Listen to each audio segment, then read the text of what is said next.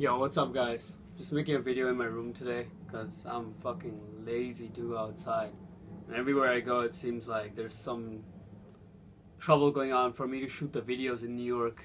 It was making me upset how many rules they have in terms of private property and how people act. Anyways, the thing I wanted to share with you guys today is basically a word of advice.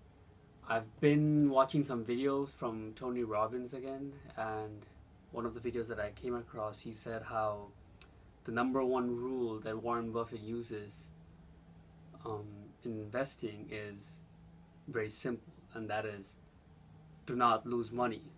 And number two rule that Warren Buffett uses in investing is look at number one.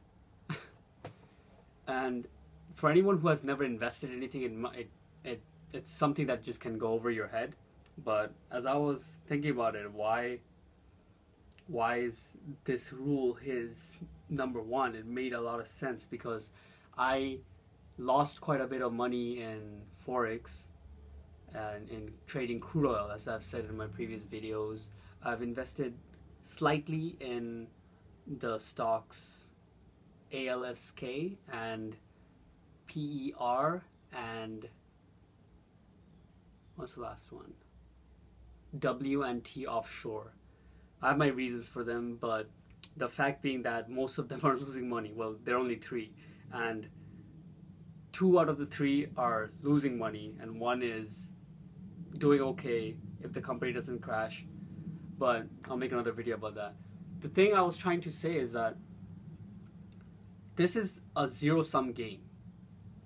If you are trading in a way where there's somebody loses money while the other person gains, just like stocks, bonds, not bonds, stocks and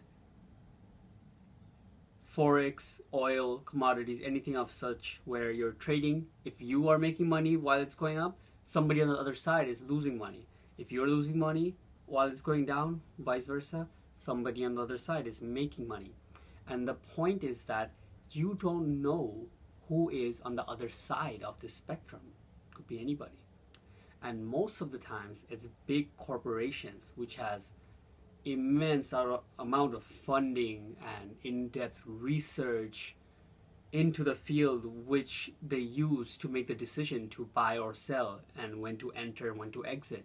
Things of such, this is what they do and this is where they stand for.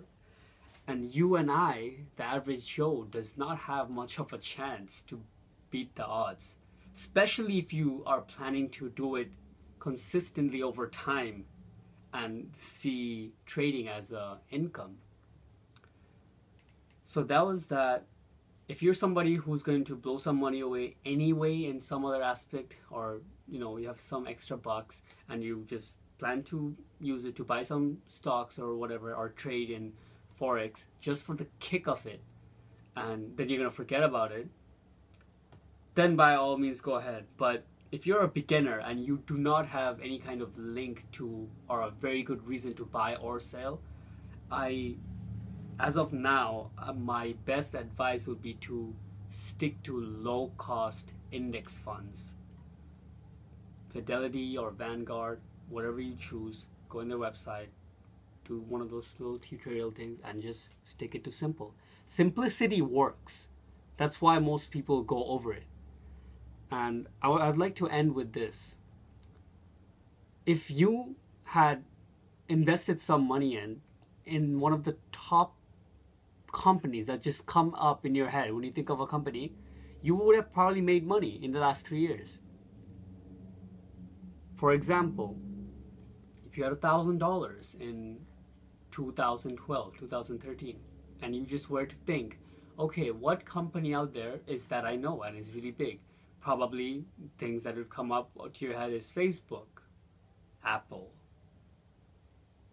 restaurants, Netflix, things that are just coming up now and they're big established companies.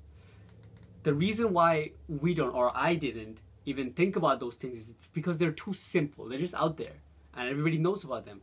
I thought it was more about finding that little company which somebody's creating at the moment right now, and you're gonna invest in theirs and it's gonna skyrocket and you're going to make a couple thousand times your initial investment, doesn't happen. It's 1 in a million. So keep that in mind. Be realistic. Think of long term. Peace.